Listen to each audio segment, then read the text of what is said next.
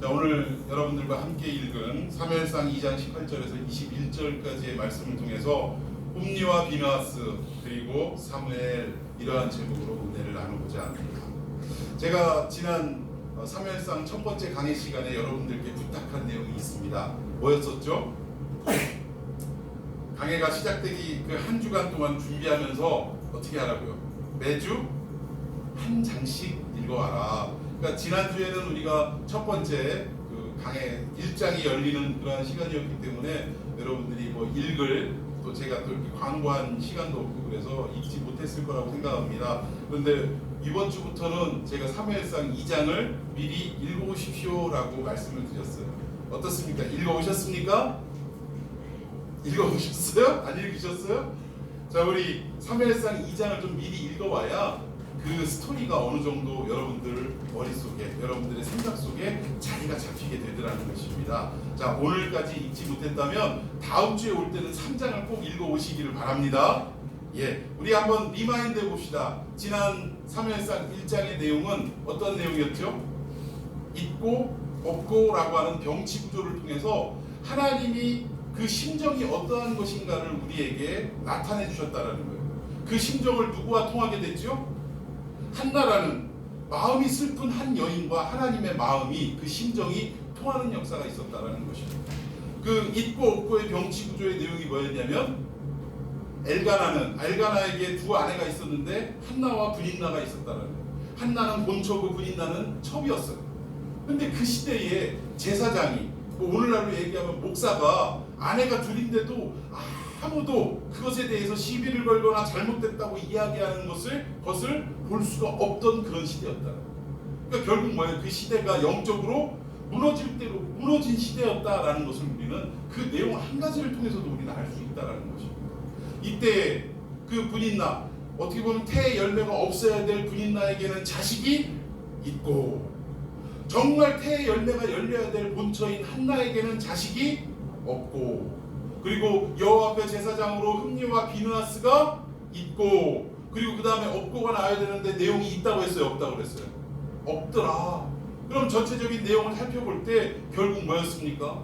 한나가 아들 주십시오라고 그렇게 간절하게 기도하던 끝에 하나님과 심정, 즉 마음이 통하는 기도가 드려지게 되었는데 결국 하나님의 마음을 알게 됐더라는 거예요. 어떤 마음이었어요? 한나야, 너도 아들 없으니까 마음이 괴롭고 슬프고 고통스럽지? 나도 그렇단다. 나도 이 땅에 제사장들이 많이 있고 선지자가 많이 있다고 하지만 정말 내 마음을 시원케 사람들에게 선포해 줄 말씀의 아들 하나가 있더라 없더라? 없더라. 그러니까 결국 여호와의 제사장으로 흠리와 비느하스가 있고 그 다음엔 뭐예요? 하나님의 말씀을 온전히 전할 하나님의 아들이 한 사람도 없고, 이게 병치 구조에 생략됐던 내용이라는 것입니다. 그런데 그 하나님의 마음이 슬픈 통회하고 자복하는 그 한 여인 한나를 통해서 하나님의 마음을 알게 하시고 결국 그 한나의 기도가 내용이 바뀌어지더라고요. 어떻게 바뀌어졌어요? 하나님 아들 주세요, 아들 주세요. 아들만 하나 주시면 제 인생이 확 달라집니다. 이렇게 기도하던 여인이 하나님 아들, 그 아들, 하나님이 그렇게 찾고 요구하시는 말씀을 온전히 증거할 수 있는 그 아들을 저에게 주십시오. 그러면 어떻게 하겠다고요? 제가 도로 하나님께 내어놓겠습니다 라고, 그 아들, 하나님이 없다라고 이야기하시는 그 아들을 제가 도로 내놓겠습니다 라고 고백하는 기도로 바뀌게 되더라는 것입니다. 결국 그 하나님의 심정을 아는 것은 무엇으로부터 시작되더라? 마음이 슬픈 한 여인으로부터 시작되더라.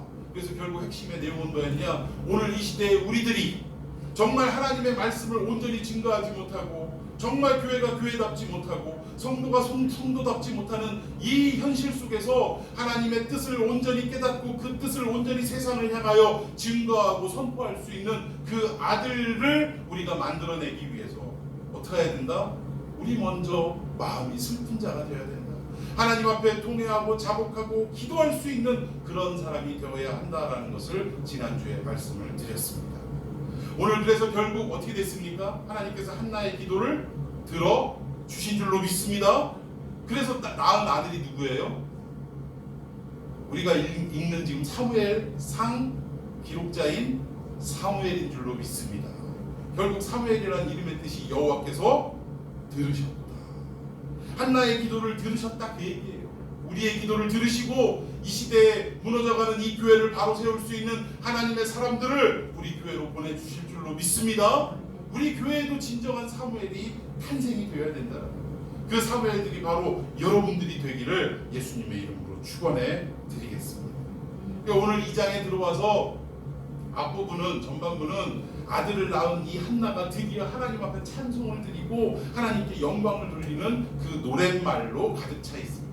그리고 나서 중반부 이후 마지막까지 어떠한 내용이 나오느냐, 여호와의 제사장이었던 엘리의 두 아들 홈니와 비느하스, 그리고 오늘 이 책의 주인공인 사무엘이 계속적으로 비교되고 대조되면서 설명이 되어가고 있는 내용으로 우리가 파악을 할 수가 있게 되더라는 것입니다. 결국 내용이 뭐냐면 홈니와 비느하스는 점점 어느 길로 가냐, 멸망의 길로 치닫게 되더라는 거예요. 점점 하나님께서 하나님께로부터 멀어져가는 그런 인생을 살아가게 되고, 그리고 오늘 본문의 주인공인 사무엘은 점점 어떻게 해요? 하나님의 말씀 따라 말씀 안에서 성장하고 자라가는 삶을 보여주게 되더라는 것입니다. 결국 멸망하는 자와 승승장구하는 자의 삶을 대조하고 있다라는 거예요. 자, 오늘 본문의 내용을 좀 설명을 드리자면 이렇습니다. 오늘 사무엘상이 기록된 이 전체적인 배경은 무슨 시대라고 말씀드렸죠? 사사시대. 사사시대의 특징이 뭐라고 그랬어요? 하나님의 말씀을 알지 못하다 보니까 결국 하나님을 알지 못하여 어떻게 돼요? 자기 소견에 옳은 대로 행하는, 즉 우리 하나님을 믿는 백성들은 내 생각에 옳다 그르다에 따져서 살아가는 인생이 아니라 하나님이 명령하신 대로 순종하며 살아가는 삶이 되어야 할 줄로 믿습니다. 우리 생각에, 우리 가치관에 이것이 옳다 하고 우리가 막 주장을 하고 이것은 틀리다 하고 막 우리가 반대를 하고 이런 게 아니라는 거예요. 우리 생각에는 때로는 이성적으로 아무리 생각해봐도 납득이 안 되고 이해도 안 되고 설득도 안 되는 일이 우리 가운데 명령으로 떨어질 때 우리는 어떠한 자세를 취해야 되느냐? 비록 나는 이해가 안 되고 설득도 안 되지만 하나님이 하라라고 명령하셨기 때문에 우리는 어떻게 해요? 순종하며 살아가야 한다는 것입니다. 이것이 우리 기독교인들, 그리스도인들의 삶의 가치관이라는 거예요. 그런데 사사시대는 어떤 시대냐? 하나님의 말씀을 모르는 시대예요. 하나님의 말씀을 인정치 않는 시대입니다. 그때 왕이 없으므로 이렇게 시작하는데 왜 왕이 없어요? 이스라엘은 보이는 통치하는 육신의 왕은 없지만 정말 그 나라의 진짜 왕은 누구셨습니까? 하나님이셨어요. 언제나 하나님이 그들의 왕이셨다라는 것입니다. 그런데 왕이 없으므로 이게 무슨 말이에요? 왕이신 하나님이 버젓이 계시는데 한 사람도 하나님을 왕으로 대접한 자가 없던 시대라는 것을 지금 나타내요. 왕이 없으므로 어떻게 해요? 각자 자기 소견에 옳은 대로 행하더라. 그러니까 자기 마음에 이게 맞지 뭐, 이건 틀리지, 이것대로 움직였다라는 거예요. 하나님의 명령은 상관없이 그렇게 살아가던 시대, 사사 시대라고 말할 수 있다라는 것입니다. 그런데 이 사무엘이 어떤 사람이냐면 이 자기 소견에 옳은 대로 행동하던 사사 시대의 마지막 사사가 누구예요? 사무엘입니다. 그리고 이 사무엘은 사사 시대의 마지막, 어떻게 보면 마지막 이렇게 종말을 구하는 그런 사사인 반면에 또 새로운 시대를 여는 사람이었다라는 거예요. 어떤 시대? 왕정 시대. 그 왕의 머리에 기름을 붓는 역할을 감당했던 사람이 사무엘이었다라는 것입니다. 그러니까 한 시대의 마지막과 또 한 시대의 새로운 장을 여는 사람이 사무엘이다라고 우리가 알 수 있다. 그러면 사사시대가 끝나고 왕정시대가 돌입됐을 때 결국 이 왕정시대는 백성들이 다른 주변의 이웃 나라들의 왕들을 보면서 그 카리스마 넘치는, 그 지도력 넘치는 이 리더십을 바라보면서 우리도 왕이 있었으면 좋겠다라고 하나님 앞에 푸념을 하고 투정을 하고 불평불만을 늘어놓았기 때문에 하나님이 어쩔 수 없이 그들에게 왕을 주셨던 것이냐라고 우리는 생각할 수 있지만 사실은 그렇지 아니더라고요. 하나님은 이미 가나안 땅 안에 들어가기 이전부터 이 백성들이 가나안 땅 안에 들어가서 살다 보면 결국은 나를 배반하고 주변 사람들의 살아가는 모습들을 흠모하고 사랑하다가 그걸 막 좋게 여기다가 결국 나를 배신하고 왕을 세워달라고 할 것이 분명하다라는 것을 하나님은 이미 알고 계셨다라는 것입니다. 자, 우리 신명기 한번 보도록 하겠습니다. 신명기 17장 14절에서 19절까지 한번 읽어보겠습니다. 제가 먼저 14절을 읽고 여러분이 15절을 읽도록 합니다. 내가 내 하나님 여호와께서 내게 주시는 땅에 이르러 그 땅을 차지하고 거주할 때 만일 우리도 우리 주위의 모든 민족들 같이 우리 위에 왕을 세워야겠다는 생각이 나거든. 자, 여기 보니까 하나님은 이스라엘이 왕을 요구할 것을 미리 아신 거예요? 모르신 거예요? 이미 아셨어요. 수백 년 전에 이미 아셨다라는 거예요. 이 백성은 결국 나를 배신하고 다른 나라들이 왕이 있는 것처럼 인간의 왕을 세우기를 요구할 것이다라는 것을 이미 아시고, 그때 가서 정말 왕을 세운 것 자체도 못마땅한 일이지만 그래도 왕을 세울 때 제대로나 좀 세웠으면 좋겠다라고 해서 지침을 미리 수백 년 전에 하셨다라는 것입니다. 자, 15절 읽습니다. 시작.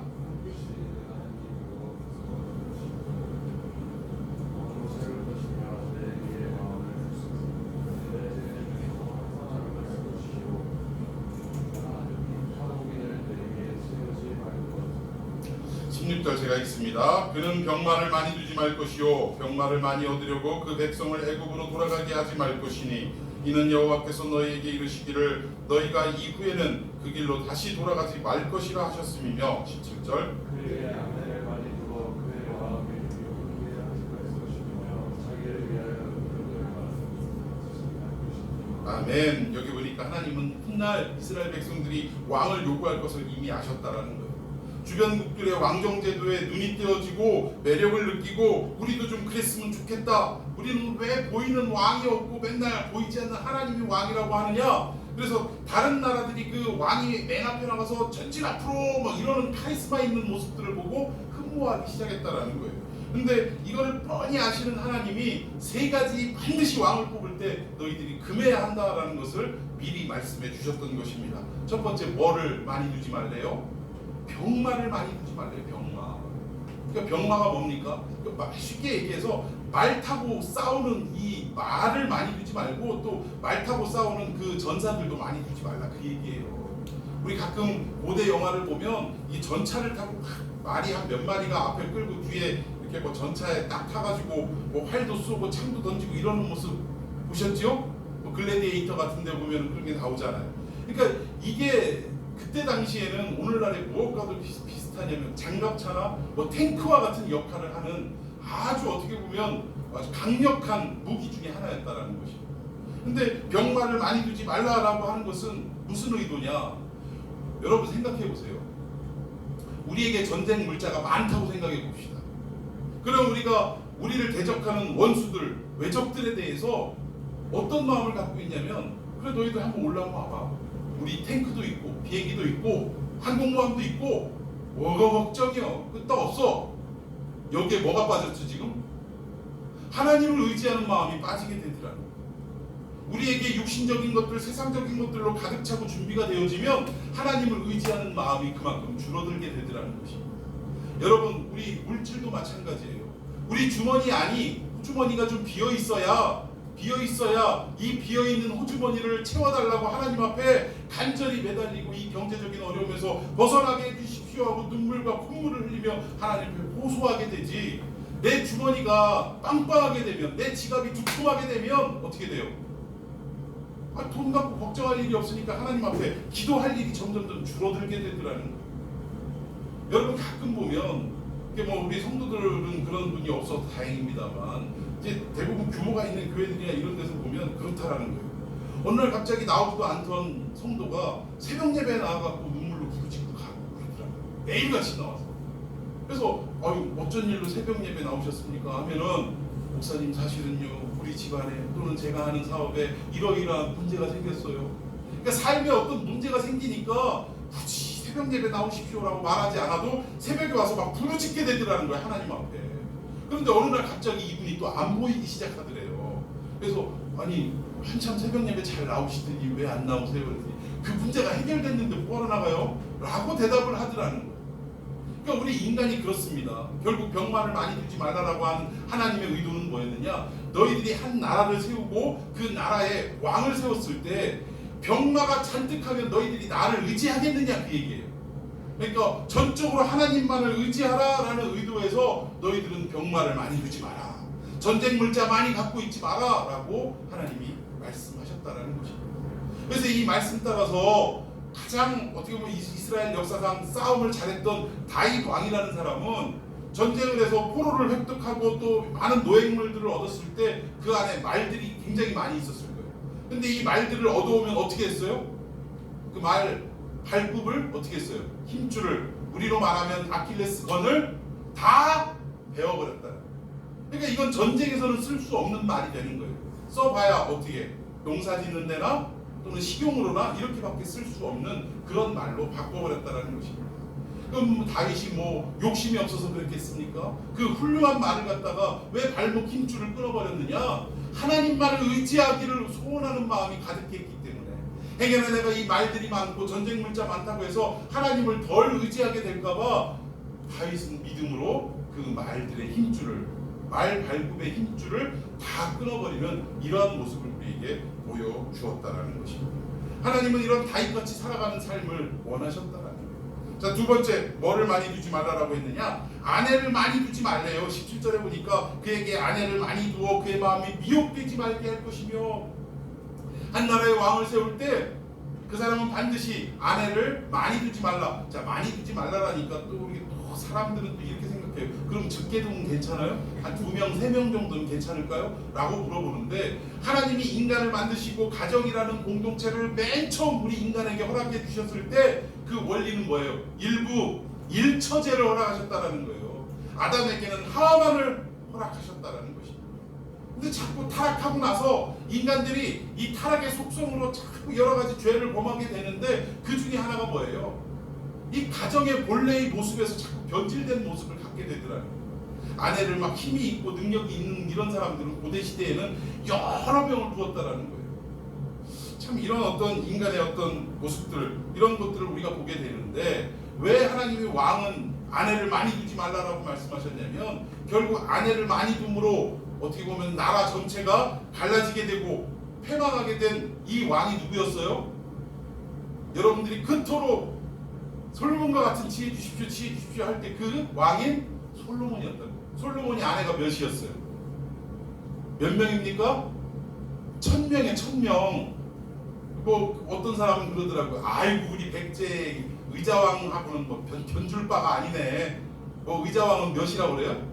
3006. 근데 그게 다 결국은 신라 쪽에서 만들어낸 잘못된, 어떻게 보면 오늘날로 말하면 가짜 뉴스라는 거예요. 가짜 뉴스. 아, 궁녀들이 그렇게 많았다 그 얘기지 3000명이 다 부인이나 첩실이 아니었다라는 것입니다. 그런데 아무튼 솔로몬은 정말로 부인과 첩으로 1000명을 두었다라는 거예요. 그러면 솔로몬이 뭐 좋아서 여자들을 이렇게 많이 뒀겠어요? 왜 여자들을 많이 뒀겠습니까? 대부분 그들이 그 솔로몬의 아내들을 보면 이웃 강대국들의 공주들이 대부분이었어요. 이유가 뭐예요? 서로 정략 결혼을 해서 서로가 서로에게 윈윈하고자 하는 이런 인간적인 생각들이 솔로몬에게 있었다는 것입니다. 그러니까 하나님을 의지해서 이 나라 민족을 지켜주십시오라기보다는 주변 강대국들과 결혼이라는 어떤 제도를 통해서 서로 관계를 맺고 서로가 서로를 도와주는, 윈윈하자고 하는 이런 인간적인 정치적인 계산이 그 앞에 섰더라는 거예요. 근데 결국 어떻게 됐습니까?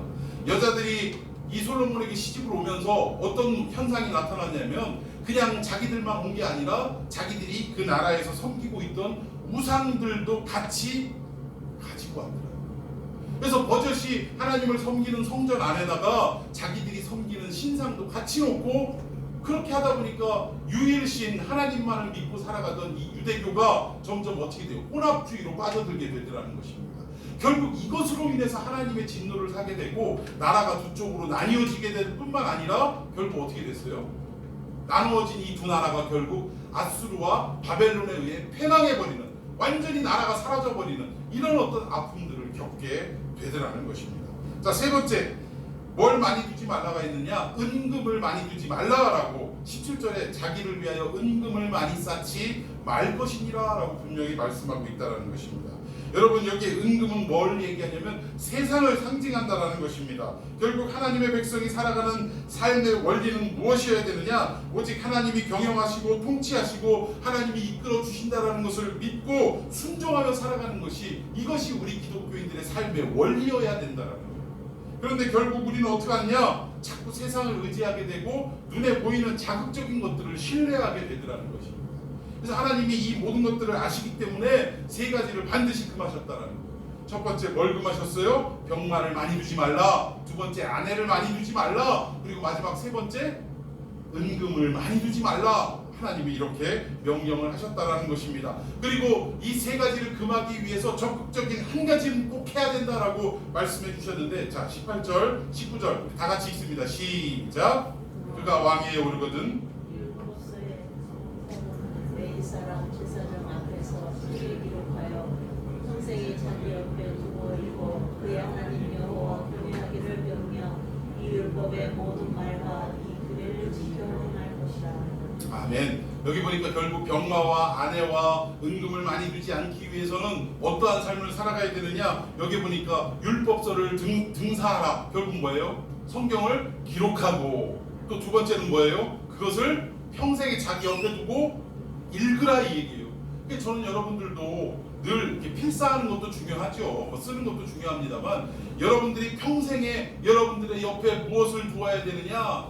뭐 통장을 두는 것도 좋겠습니다만 더 중요한 게 뭐예요? 하나님의 말씀인 성경을 여러분들 옆에 늘 가까이 하시기를 바랍니다. 두기만 하지 말고요, 그걸 펼쳐서 늘 읽고 묵상하는 삶이 되기를 예수님의 이름으로 축원해 드리겠습니다. 결국 왕을 뽑을 때 세 가지를 금하지만, 결국 이 세 가지를 금하기 위해서는 어떻게 해야 되느냐? 인간의 의지와 노력으로 되는 것이 아니라 하나님의 말씀을 늘 가까이 두고 하나님의 말씀에 창념하고 그 말씀 따라 순종하기를 그렇게 애를 쓰고 수고해야 된다는 것입니다.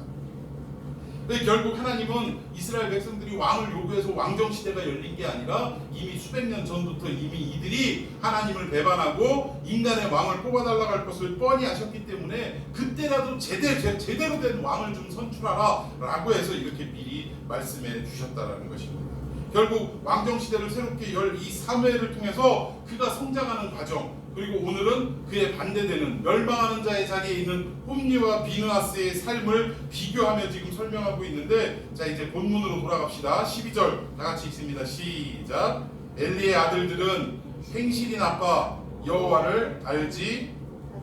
여기 보니까 아주 중요한 표현이 있어요. 행실이 나쁘다는 표현이 있고, 그리고 그 두 번째 여호와를 어떻게 하더라?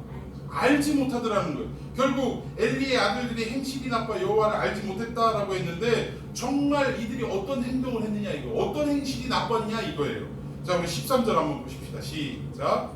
그 제사장들이 백성에게 행하는 관습은 이러하니 곧 어떤 사람이 제사를 드리고 그 고기를 삶을 때에 제사장의 사환이 손에 3살 갈고리를 가지고 와서, 자 여기 관습이라고 그랬어요. 13절 보니까 제사장들이 백성에게 행하는 관습이라는 말은 무슨 말이냐면 오랜 세월 지속적이고 반복적으로 해왔던 일이다 이 얘기를 말하는 것입니다.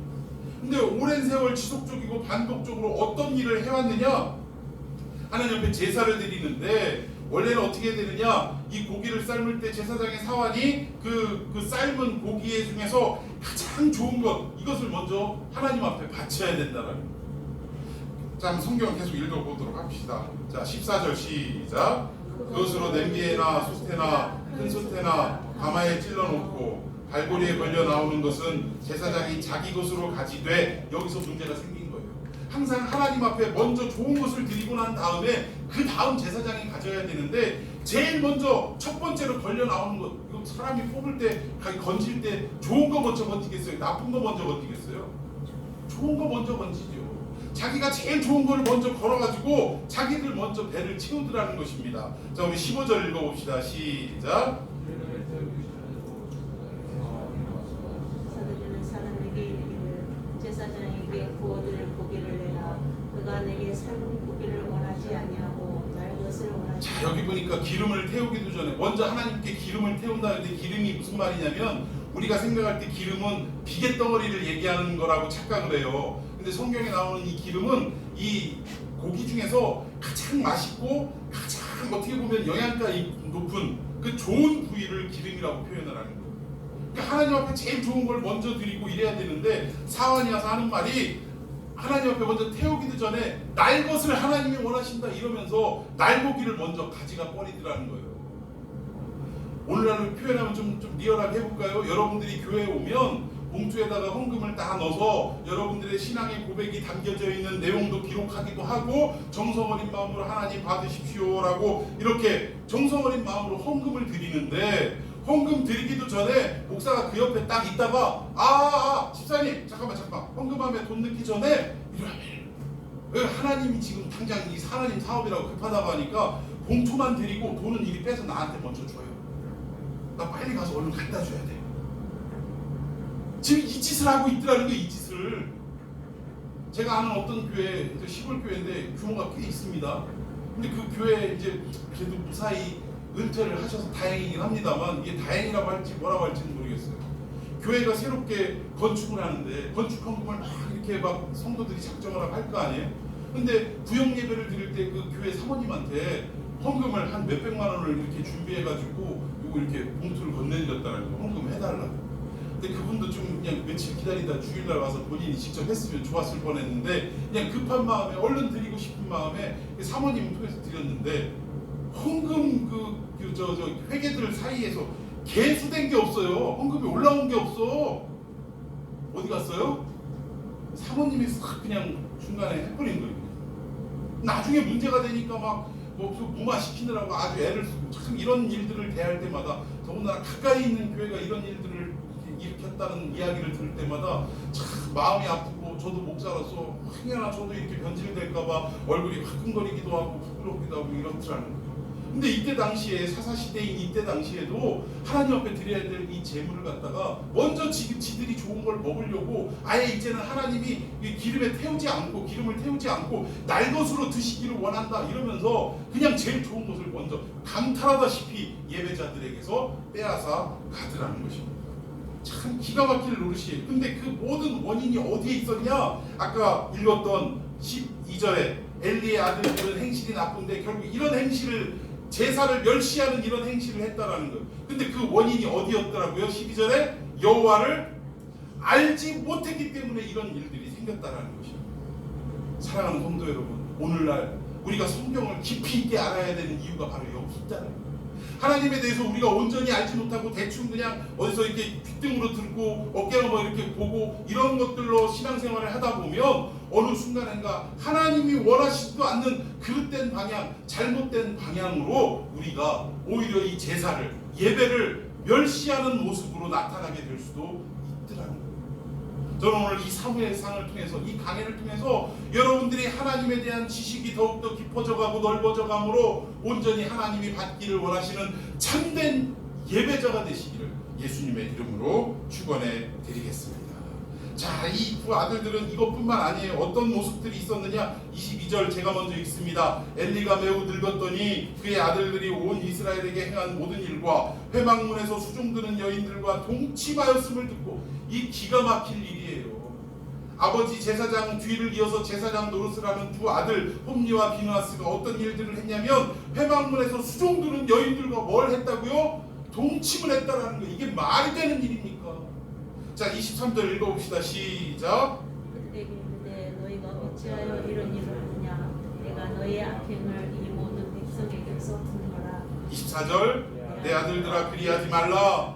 내게 들리는 소문이 좋지 아니하니라. 너희가 여호와의 백성으로 범죄하게 하는도다. 여기 보니까 아까 읽었던 22절에 여인들과 동침했다라고 했는데 이 동침이라는 말이 히브리어로 샤카브라고 하는 거예요. 이 가늠이라는 얘기예요. 가늠. 그런데 이것이 그냥 단순 한번 일회적인 것으로 말하는 것이 아니라 이 단어의 의미를 살펴보면 지속적으로 반복적으로 이 일을 행했다라는 것을 우리가 알 수 있다라는 것입니다. 심지어 그의 아버지가 내 아들들아 그리하지 말라라고 훈계를 했음에도 불구하고 대제사장인 엘리가 너희들 절대 그러면 안 된다라고 이야기를 했음에도 불구하고 아버지의 이야기가 귀에 들렸다 안 들렸다? 귀에 들리지도 않더라는 거예요. 여러분, 요즘 부모님과 자녀들의 관계가 가까워지는 건 너무나 좋습니다. 아버지와 아들 관계가 막 너무 친한 친구 같아요. 어머니와 딸이 너무 친한 것 같아. 그런데 이것이 도가 좀 지나친 상황이 아니냐? 왜 그렇습니까? 아버지의 권위가 결국 땅으로 떨어지게 되고 어머니의 그 말씀이 훈계가 결국 귓등에도 들리지 않는 시대가 됐더라는 거예요. 아버지가 뭐라고 얘기하면 그냥 뭐 네, 알았습니다 하고 그냥 건성으로 듣고 아예 마음에 담아두지도 않아요.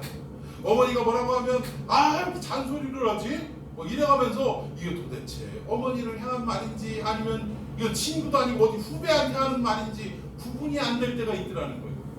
여러분, 우리는 그리스도인으로서 정말 그러한 모습을 갖고 살아가서는 안 될 줄로 믿습니다. 아버지를 아버지 되게 우리는 섬겨야 돼요. 어떻게 섬겨야 되느냐? 우리가 하늘 아버지를 섬기는 것처럼 내 육신의 아버지도 섬기는 것, 이것이 기독교가 가르치는 부모 공경이라는 거죠. 여러분 동의하십니까? 어머니도 마찬가지예요. 어머니를 대할 때 어머니에게 물론 친하게 지내는 거 좋습니다. 그런데 정도가 지나치면 안 된다는 거예요. 그 선을 명확하게 그어놓고 우리가 그 이상을 넘어서서는 안 되는 것을 우리 스스로 깨닫고 생각하고 행동하며 살아가야 한다라는 것입니다. 자, 이렇게 두 아들들은 부모의 말도 거역할 만큼 제사장임에도 불구하고 못된 행실을 일삼았는데 그 핵심이 뭐였다고? 이유가 뭐였다고요? 여호와를 알지 못하였기 때문에. 자, 그의 반면에 사무엘은 어떻습니까? 자, 사무엘의 모습을 한번 살펴봅시다. 18절 제가 먼저 읽습니다. 사무엘은 어렸을 때 세마포의 옷을 입고 여호와 앞에서 섬겼더라. 19절. 그의 어머니가 은혜를 드리는 제사를 드리려 그의 여호와 함께 나아가려다가 그런 옷을 지어다가 그에게 주었다. 아멘. 여기 보니까 엘리의 두 아들은 자꾸 망하는 길로 가게 되는데 사무엘은 점점 어떻게 돼요? 잘 되는 길로 올라가고 성장하게 되더라는 것입니다. 여기에 보니까 세마포 옷을 사무엘에게 입혔다고 하는데 이것은 제사장이 입는 옷이에요. 무엇을 의미하느냐? 결국 이 사무엘이 어려서부터 제사장이 됐다 그런 의미가 아니라 당시에 이 세마포 옷을 입었다라고 표현하는 것은 뭐냐면 그만큼 하나님의 말씀에 학습되고 숙련된 자녀들에게 입히는 옷, 세마포 옷이라고 이야기할 수 있습니다. 구약의 또 다른 아들의 이야기가 나옵니다. 12아들 중에 유일하게 채색 옷을 입힌 아들이 있어요. 누구였습니까? 요셉이었어요. 채색 옷을 입혔다는 것은 유난히 그만을 사랑했기 때문에 특별한 옷을 입혔다 이 얘기가 아니라 12아들 중에서 그래도 하나님의 말씀을 잘 새겨듣고 말씀 잘 이해하고 또 믿고 순종하고 살아갔던 아들이 누구였더라? 요셉이었다. 그렇기 때문에 채색 옷을 그 아들에게 입혔다는 것입니다. 저는 오늘 여러분들의 삶에 정말 하나님께서 여러분들에게 세마포 옷을 입혀주시고 또 채색 옷을 입혀주시는 말씀을 잘 깨닫고 순종하며 살아가는 인생이 되기를 예수님의 이름으로 축원해 드리겠습니다. 그래야 된다는 거예요. 요셉도 어려서부터 하나님 말씀을 잘 깨닫고 순종했기 때문에 하나님이 그를 통하여 이스라엘 백성들을 구원해내는 그 생명을 살리는 역할을 그에게 맡기셨더라는 사실입니다. 결국 요셉은 어떻게 꿈을 품을 수 있었느냐? 하나님 말씀이 그의 마음속에 있었기 때문에 꿈을 가지고 비전을 가지고 살아갈 수 있었다는 거예요. 어느 날 갑자기 그냥 하나님의 꿈과 비전이 확 아무에게나 임하는 것은 결코 아니라는 것입니다. 어제도 저희들이 잠을 제대로 못 잤어요. 왜냐하면 저희들 밑에 빈대떡집이 하나 있는데 평소에는 장사도 잘 안 하던 집이 이상하게 토요일 밤만 되면 많지도 않은 손님들이 그냥 아주 흔히 얘기하는 거예요. 진상 손님들. 그냥 새벽 3시가 되도록 막 노래 부르고 젓가락도 끓이고 막 소리 지르고 밖에 나가서 또 담배는 또 핀다고 또 시끄럽게 하고 야 진짜 잠을 못 자겠더라고요. 그런데 하나님의 꿈과 비전은요 맨날 이렇게 술 먹고 막걸리집에서 젓가락 두드리는 이런 사람들에게 오늘 갑자기 임하는 게 아니더라는 것입니다. 평소에 하나님 말씀을 가까이 하고 말씀 속에 살아가려고 애쓰고 수고하고 기도하며 살아가는 이런 사람들에게 하나님의 꿈과 비전이 임하게 되더라는 거예요. 저는 여러분들이 이러한 어떤 경건한 삶을 살아가는 주인공들이 되기를, 그래서 마치 하나님의 꿈과 비전이 여러분들을 통하여 이루어지는 역사가 있기를 예수님의 이름으로 축원해 드리겠습니다. 결국 이 사무엘도 마찬가지예요. 여기 보니까 성경에 잘한다 라고 이렇게 표현하고 있어요. 세마포 에봇을 입고 여호와 앞에 섬겼더라 이러면서 자라가는 모습을 보이고 있는데, 여기서 잘한다라는 표현은 뭐냐면 성장하고 성숙해 간다 라고 말할 수 있다라는 것입니다. 그런데 반면에 엘리는 어떠느냐? 엘리 집안을 한번 보십시다. 자 29절 시작. 너희는 어찌하여 내가 내 초소 성소에서 명령한 내 증거와 예물을 밝히며 내 아들들을 나보다 더 중히 여기며 내 백성 이스라엘이 드리는 가장 좋은 모습으로 너희들을 살찌게 하느냐. 자, 하나님의 준엄한 심판의 메시지예요. 어찌하여 네 아들들은 나보다 더 중히 여겨. 그러니까 엘리 보고 하는 얘기가 너는 어떻게 나보다 네 아들을 더 중요하게 여기냐. 오늘 이런 분 없어요? 하나님보다 내 자식을 더 귀중히 여기는 이런 부모들 없습니까? 와가지고 새벽부터 기도하고 이럼에도 불구하고 가만히 보면은 모든 신앙의 중심이 하나님이 아니라 누구에게 가 있어요? 그래서 내 자식에게 가 있는 경우가 너무나 많더라는 거예요. 그런데 결국 그런 신앙은 오늘 엘리의 신앙으로 비껴갈 수밖에 없더라는 것입니다. 그러니까 결국 그게 혼나는 거예요. 하나님 앞에. 어찌하여 나보다도 네 자식을 더 소중히 여겨서 결국은 내 백성 이스라엘이 제사로 드리는 이 제물을 네 자식들이 먼저 이렇게 낚아채는 일들을 하게 하느냐. 지금 그 얘기하는 거예요. 30절에 그러므로 이스라엘 하나님 나 여호와가 말하노라 내가 전에 내 집과 내 조상의 집이 내 앞에 영원히 행하리라 하였으나 예전에는 너희 집안이 대대로 축복받고 번성하리라라고 하나님이 축복을 하셨는데 이제 어떻게 하겠다는 얘기예요? 이제 나 여호와가 말하노니 결단코 그렇게 하지 아니하리라. 하나님이 축복하신 것을 거둬가시겠다 이 얘기입니다. 나를 존중히 여기는 자를 내가 존중히 여기고 나를 멸시하는 자를 내가 경멸하리라. 여러분 하나님을 존중하는 삶이 되기를 바랍니다. 여러분이 하나님을 높여드리면 하나님도 여러분의 삶을 높여주실 줄로 믿습니다. 그러나 반대로 하나님을 멸시하는 삶을 살아가면 홈리와 비느하스처럼 하나님의 제사를 멸시하는 삶을 살아가면 하나님도 그런 사람을 어떻게 하겠다는 거예요? 경멸하시겠다라고 분명하게 선언해 주셨다라는 것입니다. 그리고 그 집안이 어떻게 되느냐. 엘리의 집안이 보라 내가 내 팔과 내 조상의 집 팔을 끊어 내 집에 노인이 하나도 없게 하는 날이 이를지라. 장수하는 사람 오래 사는 사람이 없게 만들겠다 이 얘기예요. 다 단명하겠다 이 얘기예요. 32절에 이스라엘에게 모든 복을 내리는 중에 너는 내 처소에 환난을 볼 것이요 주변 모든 사람들이 복받는 과정 속에 너희들은 맨날 고통과 환난 속에 살아가겠다 이 얘기예요. 내 집에 영원토록 노인이 없을 것이며 그러니까 제대로 된 인생을 살아가는 사람이 없다라는 것이죠. 33절에 내 제단에서 내가 끊어버리지 아니할 네 사람이 내 눈을 쇠잔하게 하고 내 마음을 슬프게 하고 내 집에서 출산되는 모든 자가 젊어서 죽으리라. 내 두 아들 흠리와 비느하스가 한 날에 죽으리니 그 둘이 당할 그 일이 내게 표징이 되리라.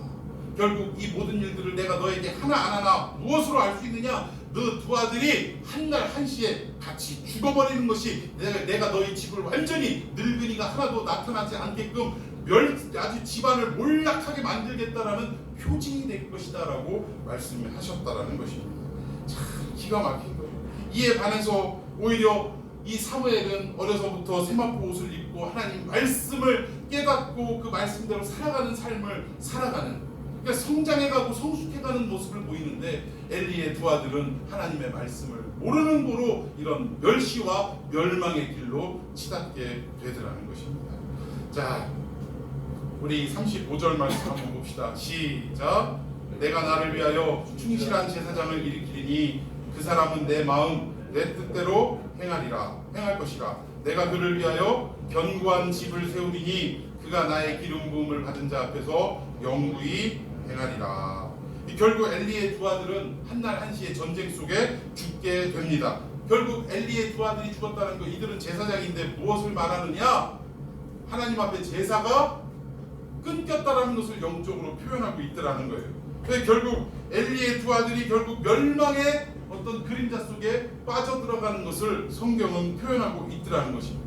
그런데 이것이 단순히 하나님 말씀을 잘 읽고 묵상하면 성장하고 자라나고 잘되고 번성하고, 하나님의 말씀을 알지 못하고 또 거짓된 일들, 멸망의 일들을 하면 결국은 아주 그냥 이 패망의 길로 간다, 이것을 말씀하고자 하느냐? 물론 그 내용은 포함되어 있습니다. 그런데 이 내용보다도 더 하나님이 우리 오늘 살아가는 우리들에게 더 말씀하고자 하는 것은 너희들이 사무엘처럼 말씀 따라 살아가라라는 메시지와 함께 더 중요한 것이 뭐냐? 결국 뭐예요? 오늘 엘리의 두 아들 홈리와 비느하스는 다른 사람이 아니라 오늘 살아가는 죄 많은 인생 속에 살아가는 바로 저와 여러분들 각자를 지금 표현하는 상징물이라는 거예요. 홈리와 비느하스는 다른 누군가가 아니라 오늘 우리들이라는 거예요. 각자 자신들이라는 거예요. 그러면 하나님 앞에 멸망의 길로 갈 수밖에 없는 이런 인생인데 하나님은 사사시대를 완전히 그냥 제사장들을 다 없애버리고 이런 것이 아니라 또 이 홈리와 비느하스가 드리는 인간의 제사로는 우리가 영원토록 구원을 얻을 수 있는 길이 열리지 않는다라는 것을 지금 말씀하고 있더라는 것입니다. 결국 무엇을 말하느냐? 이런 죄 많은 홈리와 비느하스 같은 우리 인생을 계속적으로 짐승을 잡아들이는 이 제사로는 어떻게 해요? 완전한 구원을 얻을 수 없다라는 것을 지금 메시지화하면서 우리에게 말씀해 주시는 반면 결국 사무엘을 통하여 어떻게 되느냐? 사무엘이 자라고 성장해서 결국 어떻게 합니까? 누구의 머리에 기름을 붓는 역할을 해요? 메시아가 오실 다윗의 집에 기름을 붓는 역할을 누가 감당하느냐? 사무엘이 감당하게 되더라는 것입니다. 결국 뭐예요? 무엇을 말합니까? 사무엘을 통하여 우리 멸망받을 수밖에 없는 우리 정말 저주의 백성들, 흠리와 비느하스와 같은 우리 삶을 결국 인간이 드리는 짐승을 바쳐드리는 제사로는 완전히 구원할 수가 없어서 그럼에도 불구하고 하나님은 끝까지 우리를 사랑하셔서 어떻게 하신다라는 거예요? 당신의 독생자 예수 그리스도 메시아 되신 주님을 다윗의 집안에 태어나게 하셔서 결국 어떻게 해요? 완전한 구원을 이루어 주신다라는 이 귀한 메시지를 오늘 본문을 통해서 우리에게 전해주고 계시더라는 것입니다.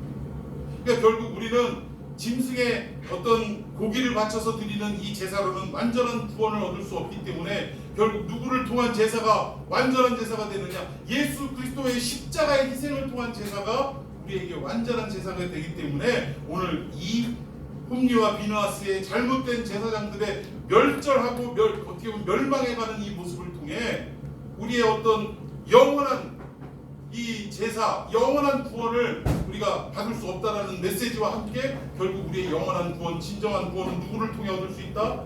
다윗의 집안으로 오시는 예수 그리스도를 통해 얻을 수 있다라는 것을 오늘 말씀해 주고 있더라는 것입니다.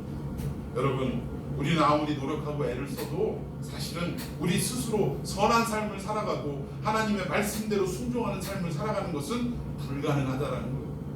그럼에도 불구하고 하나님은 이런 우리들을 버리지 않으시고 완전히 멸망의 길로 쓸어버리지 않으시고 그래도 끝까지 사랑하셔서 다시금 우리를 위하여 누구를 보내주시더라? 예수 그리스도를 보내주시더라는 것입니다. 그 일을 위하여 누구를 세우셨느냐? 사무엘이라는 사람을 세우게 되셨다. 여러분, 오늘 이 메시지를 통해서 다시 한번 우리가 회개하고 다시 한번 통회하고 자복하는 삶을 살아가야 한다는 것을 깨달아야 합니다. 내가 이런 자였구나. 홈리와 비느하스 같은 자였구나. 그럼에도 불구하고 하나님 이런 나를 버리지 않으시고 끝까지 사랑하셔서 당신의 독생자 예수 그리스도 온전한 제사물 그 제물이 되신 우리 예수님을 보내주셨구나라는 것을 깨닫고 감사하며 그분께 영광 돌리는 삶을 살아가야 할 줄로 믿으시기를 바랍니다. 우리 시간 기도했으면 좋겠습니다.